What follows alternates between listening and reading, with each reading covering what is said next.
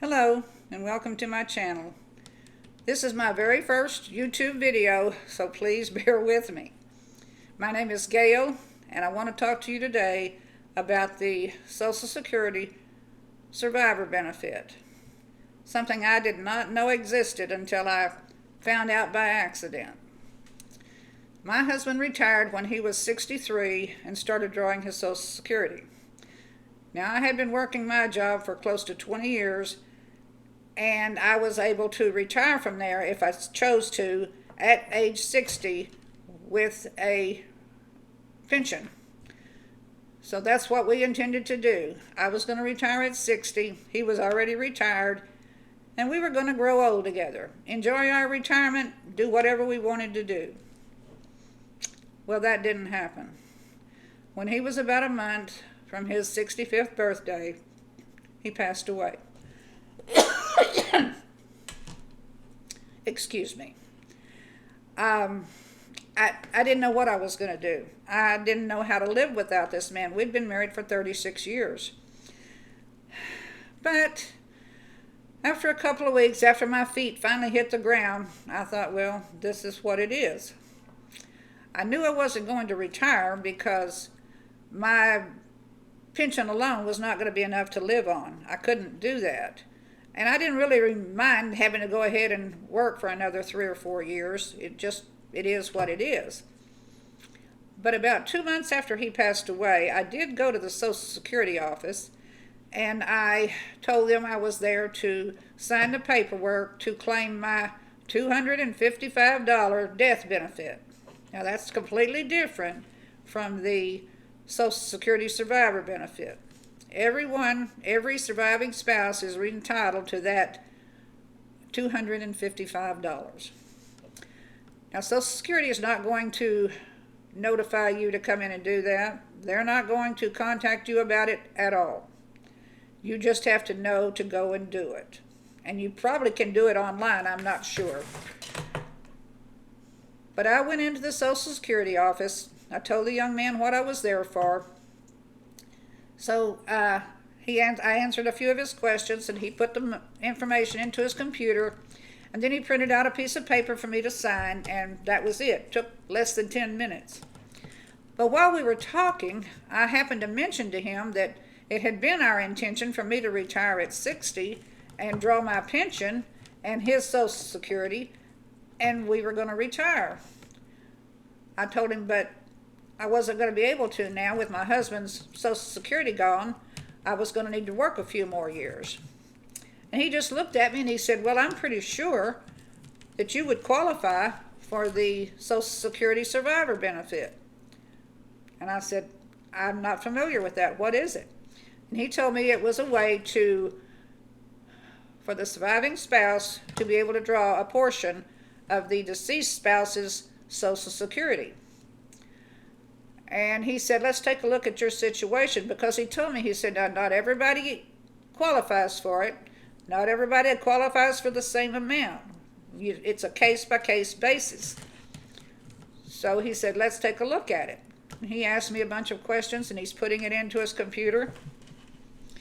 And then he says, well, yes, you are entitled to 71% of what your husband would have been drawing had he waited until 65 to draw his Social Security.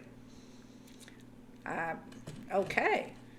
Well, he said, now, you have to be retired to do that.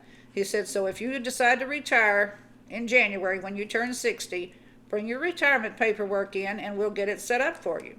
And he could tell on there from looking at his computer how much it was going to be, and he told me that. So I said, okay, I'll think about that. So I went home, I put a pencil and paper to it, my pension, that Social Security benefit. I talked to my daughter, so we decided that's what I was going to do.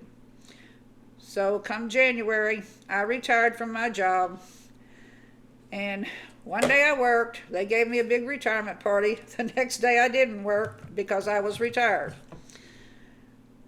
So I waited 2 or 3 days, just kind of got my bearings, and all of a sudden I hit the deck running.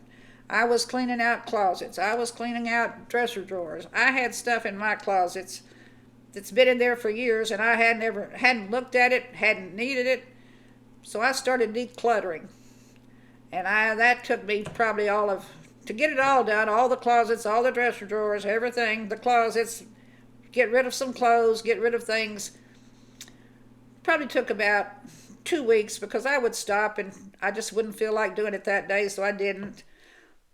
But then I went to the hardware store, got some paint. I painted 2 bedrooms, painted my hallway.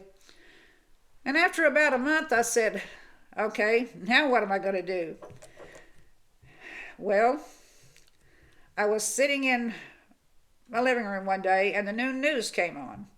And they had a story about how our school district was in dire need of people to sign up to be substitute teachers for the upcoming school year. And I thought, well, I could do that. I've got 2 years of college. So I got my college transcript, went down to the school administration office, and signed up to be a substitute. Now, I wasn't living in a small town. We were a town of about 100,000 people. We had 3 public high schools, 3 public junior highs, and probably 20 or so elementary schools. I don't know for sure. But that's what I started doing, and I thoroughly enjoyed that. And I did it for about 2 years. And after that, I thought, oh, okay, I've done this for a while now. I'll go see what else is out there for me to work part-time. And I did that. I worked 2 or 3 places. The last place I worked was retail for a little children's shop in town. And I worked there for 2 years. Really loved working there. They had everything you could imagine for a baby, from newborn up through about 10 years of age. And it was a really fun job. So that's what I did. Retired at 60, worked a little part-time here and there for a couple of years, and now I am fully retired. So that's the Social Security Survivor Benefit. Now, if you have any questions about what I've said, please just drop them in the comments down below. Let me know what you want to know, and I promise I will answer each and every one of you to the best of my ability. I hope you will subscribe to my channel. Give me a thumbs up, and maybe share this video with one of your friends, or all of your friends. Goodbye, and I will see you in the next one.